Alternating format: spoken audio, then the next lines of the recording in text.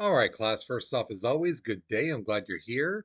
So, today we're going to be looking at the laws that were created by Hitler and the Nazis that were made to suppress the Jewish people in not only Germany, but also places like Poland and Czechoslovakia and other places that Germany controlled. Okay. And then we're going to talk about how Germany was able to control so many different countries in a relatively fast pace. Okay. So here's your warm up picture. Basically, it's asking you simply, what is this artist trying to say about Hitler? So look at his body language, look at his facial expression, look what he's doing.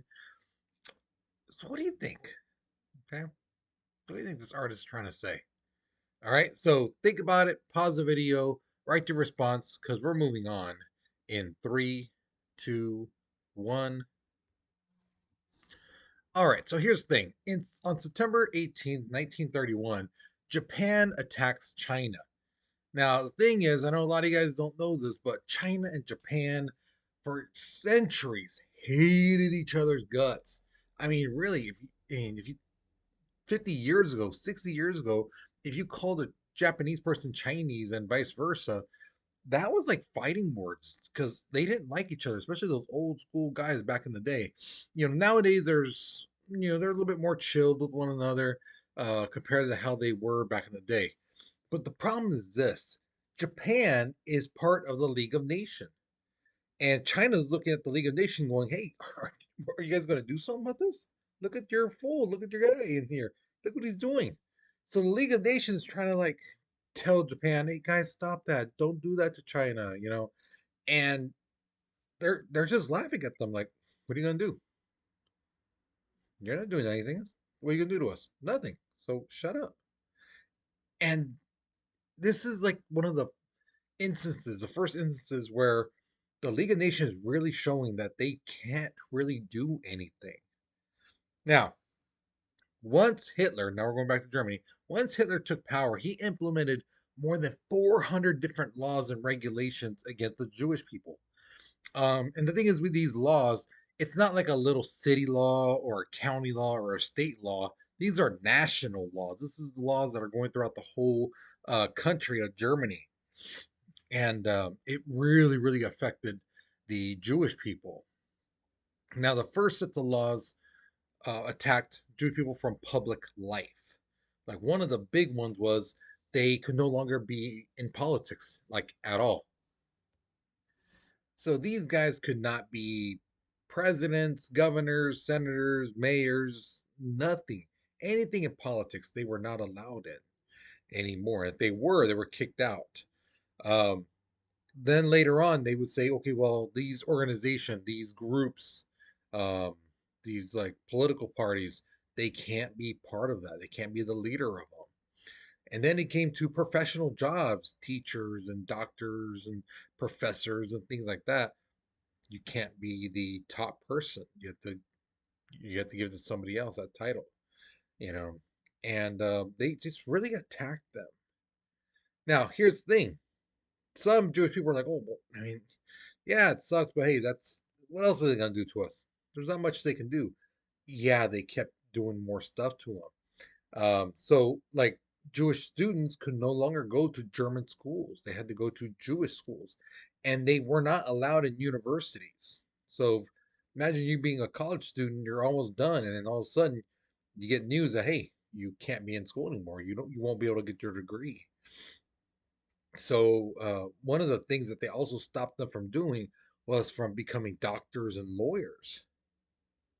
Yeah. So Jewish people could no longer be lawyers, could no longer be doctors, you know. And this is where some Jewish people who saw the writing on the wall tried to leave Germany. And one of the most famous people was Albert Einstein. Now, Einstein was a German, he was Jewish. And the thing is, he already at this point was world famous for his theory of relativity and showing how light bends and things like that. So he basically said, you know what? I'm going to go give lectures basically in Belgium and France, England, and I'll probably go to the United States.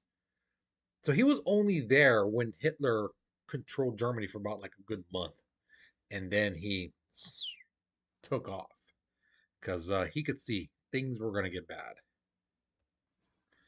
Now, the Nuremberg laws. This is a set of laws that prohibited Jewish and German citizens from being married or having any type of intimate relationships. Now, a student in class did ask me, "Well, what about like being friends?" Even that was kind of like, ooh, you know, um, because again, you weren't supposed. They didn't want to see them um, being together.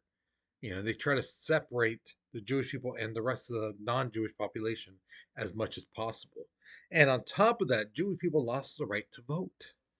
Now, a student in class did say, "Well, what is a Jewish person? Like what's your percentage that is considered Jewish? Like like 10%, 100%, 50%, 90%? Wait, what?" I'm like, "Hey, you know what? That's a great question," because she asked it on the last slide. And I told her, "Yeah, no, I got that in the notes." So the term Jewish under the German law at first basically said anyone who has 3 or 4 grandparents who are Jewish, you are then considered Jewish. Now, here's the thing. Let's say there's people who were, because you have to remember, Jewish is not just a race of people, it's also a religion. So some people didn't consider themselves Jewish anymore because they didn't follow the faith, but their heritage was Jewish. So some people were like, "I'm not Jewish, I'm something else." But then they would be like, the German government would be like, yeah, no, our records show that you have 3 grandparents who were Jewish. Yeah, well then you're Jewish. But I'm not Jewish. I don't practice the faith anymore. I don't do it. It doesn't matter. You're Jewish. And anyone who practiced the religion of Jewish, you know, they were considered Jewish. You know, so yeah. Here's the other thing too. During World War One, there was a lot of Jewish soldiers who fought in World War One for Germany, things like that. And these guys fought bravely. They got awards, and some of them got statues and things like that in their honor because of their sacrifice and what they did. So basically, what Hitler did is he erased all those guys from the history books in the public record and the records of the soldiers and some of that. He had them erased, all their accomplishments erased, and got rid of. So the records of Jewish soldiers during World War One in Germany is they took that all out. Okay, now Aryanization. This is a move to squeeze the Jewish-owned businesses out of business. So what they would do is this thing called price fixing. So a store, like you see right there in that picture, they would let people know, hey, this is owned by a Jewish person, things like that. And what they would do is, let's say, uh, I own a non-Jewish grocery store, right? And there's another Jewish grocery store. What they would tell the Jewish grocery store is, hey, you can only sell this at this price. You can't go any lower. Okay. But then they would tell me, the non-Jewish grocery store, hey, let's say milk. Let's say the Jewish store is going to sell milk for $2 a gallon. We want you to sell it like at $1, and whatever money you lose will help you out, because they're basically trying to squeeze out the Jewish business. Because remember, stuff like milk, does that last forever? No, right? And they know that. Some places that where they have goods that will spoil, will rotten, they try to squeeze them out. And yet, remember, these stores, a lot of them, people didn't own them. The Jewish people didn't own them, so they had to pay rent. And some of their goods, they had to pay for those goods. They had to pay for workers. So they try to, force them to close their businesses down. Now, in Japan, the leader name was Emperor Hirohito, which is that guy in the bottom picture. The Italian leader, we talked about him already. That was Benito Mussolini. Now, February 1933, Japan leaves the League of Nations. Okay. Now, 1936 rolls around, and the Olympics is coming up. Thing is, Germany is going to be the host of the Olympics, and Hitler couldn't be more happier because remember, at this time, he's trying to show the world that his theory about the Aryan race, the blonde hair, blue eyed, perfect German person, that they're bigger, stronger, faster, smarter than any other race in the whole world. And he's like, the Olympics would show the world that I'm right. So he can't wait. The problem is the Olympic Committee people uh, came to Munich in Germany. That's the town, and they looked around. They saw like on that last picture the anti-Jewish signs and stuff like that. All these laws against Jewish people, and they're like, "What's this?" And they're like, "Well, it's our laws here. The Jewish people can't do this, can't do that, can't do this." And the Olympic people were like, "Yeah, no, we got to take this stuff down." And they're like, "No, no, we're not going to do that. Why are we going to take it down for?" And they told them, "Hey, you have to remember, the Olympics is worldwide. Where are Jewish people? All around the world. So if you have stuff like this around, they're going to say, yeah, no, we're not going to participate. We're out of here. This anti-Jewish stuff, you know." So if they leave, that means there's no Olympics, and that means you guys won't be able to host anymore. So Hitler, some people thought Hitler would be like, no, no, no, leave the stuff up. But no, Hitler was like, yeah, take it down, take it down, take it down, take it all down. Clean that windows, clean all that stuff.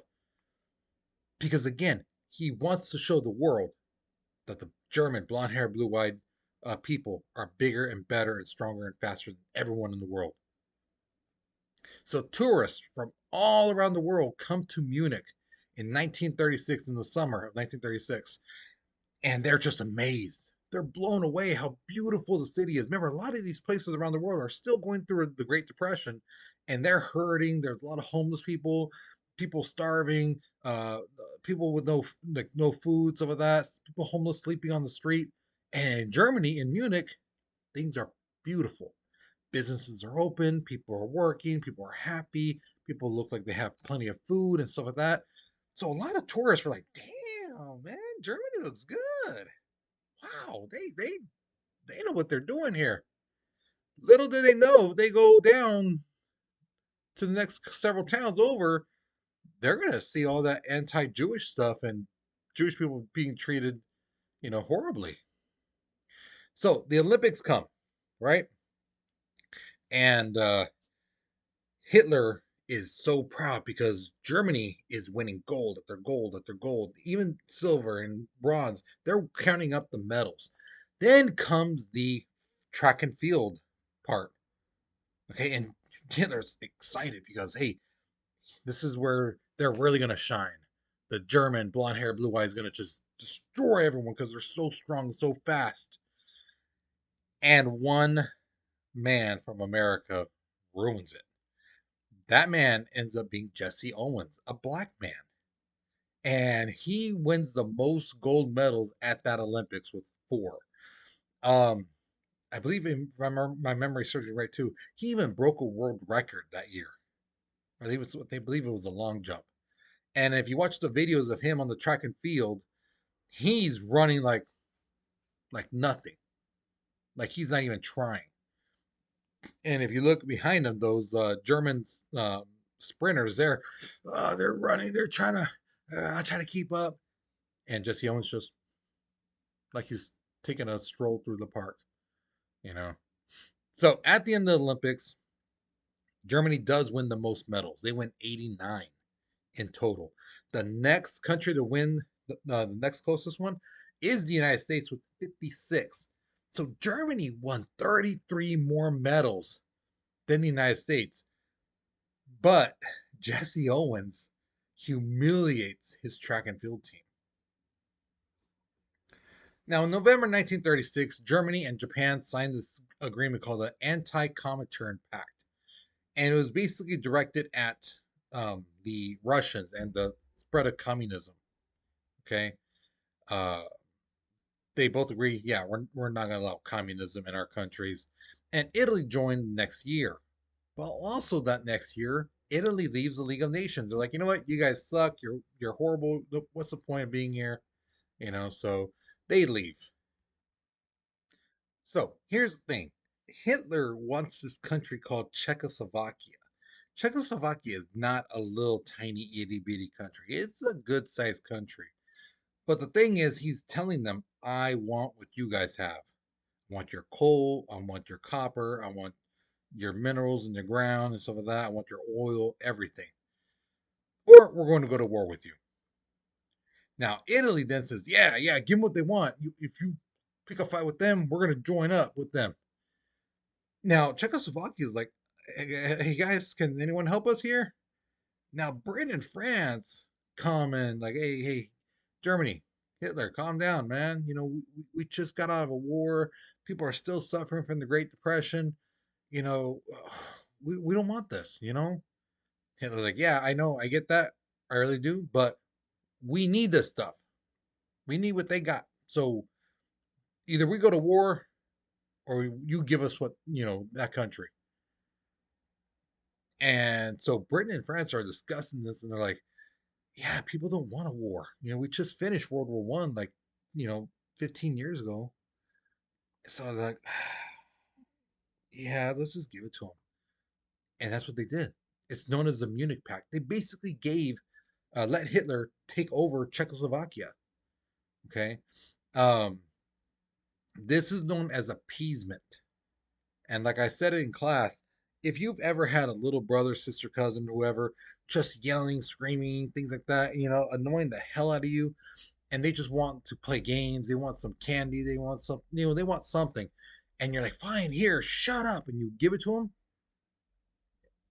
That's called appeasement. You're giving them what they want just for peace and quiet. They'll leave you alone. They'll stop with their whatever they're doing. That's called appeasement. So, and the thing is, I've had a couple students in class going, well, what's wrong with that though? You get the peace and quiet. I'm like, yeah, but here's the thing though. That little brother, sister, cousin, whoever, whenever they want something else, what do you think they're gonna do? They're gonna scream, yell, do this and that. And if they have to go longer, they'll go longer because they know you're gonna buckle. They know you're gonna give in.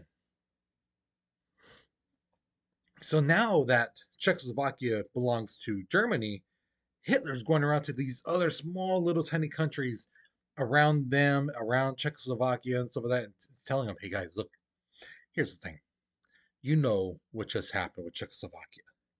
Um, if Britain and France, these big, giant, powerful countries, don't give a crap about them, do you think they're going to give a crap about you?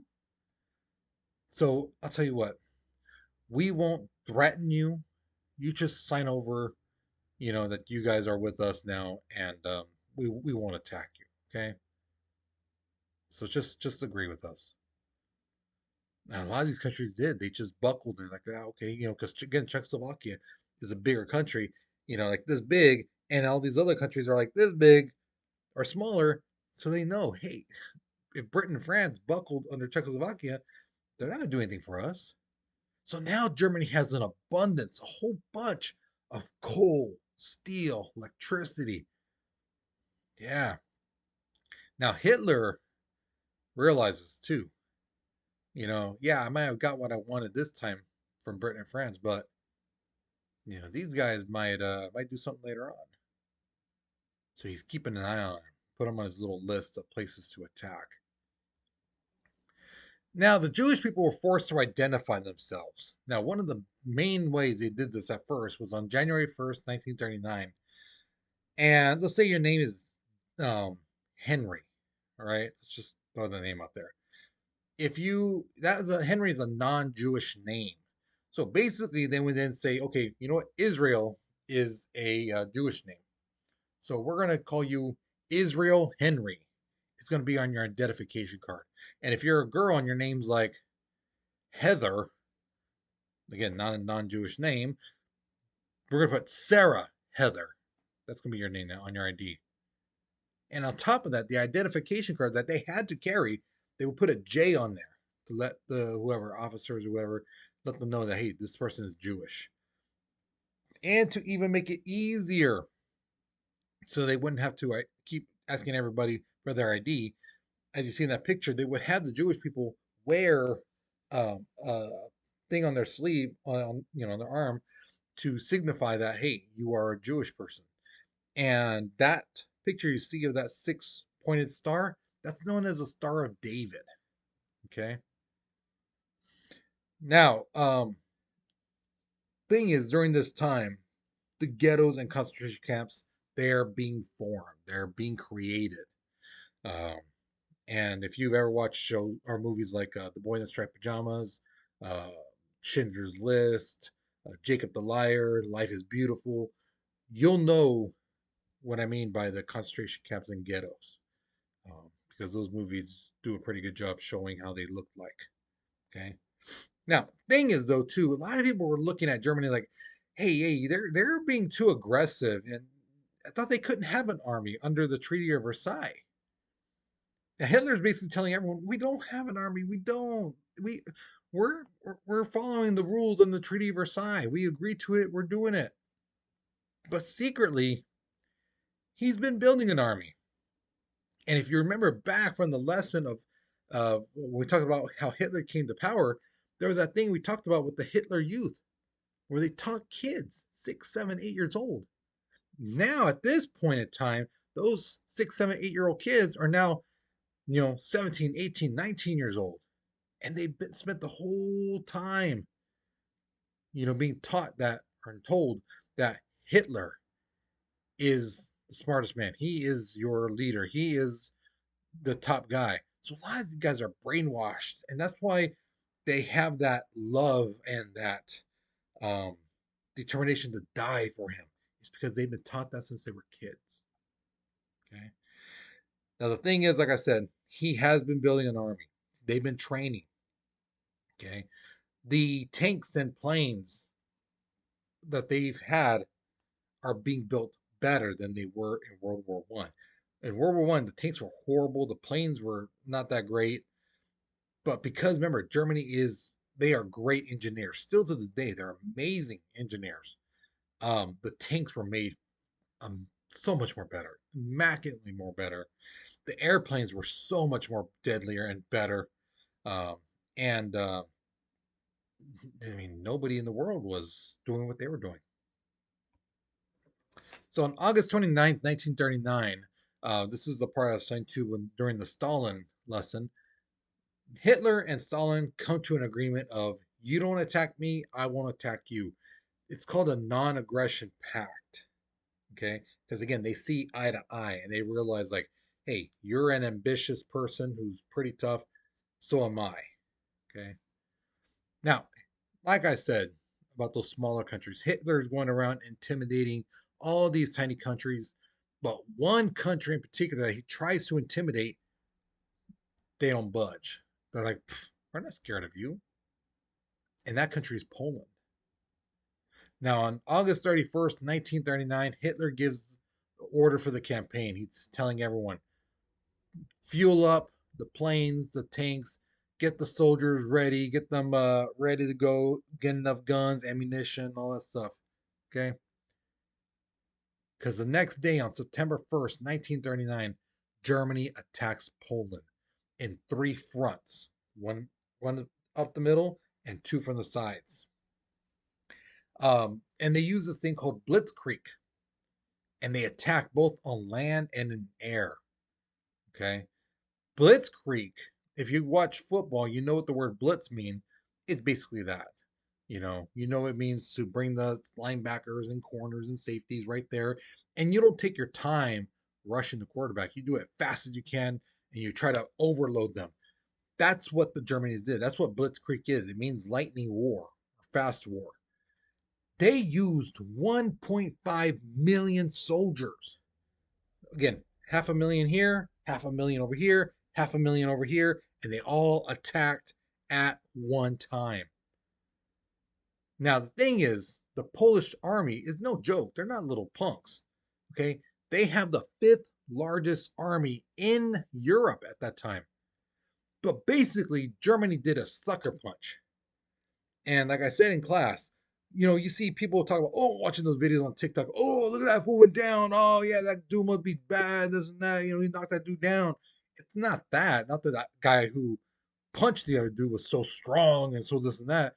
It's the other guy had no idea the punch was coming. Now, if he had seen it, he probably wouldn't have gone down. Probably took it. That's it, you know. But because that person was not expecting it, that's what makes a sucker punch effective. And that's basically what Germany did. They sucker punched Poland, overloaded them, and the soldiers were not prepared. You know, the Germans were already attacking. The soldiers were like, well, okay, get our guns, get our this and that. You know, by that time though, Germany had already came into the country. You know, and the thing is, again, they didn't know how to handle these modern, sophisticated, better tanks and planes. They're still used to the stuff used in World War One. So September 3rd, honoring the treaty that they had with Poland, France and Britain declare war on Germany, and World War II has officially started. So, hopefully, you enjoyed this lesson. Hopefully, you learned something new. So, with that being said, guys, you take care, you be safe, and I'll see you guys later, okay?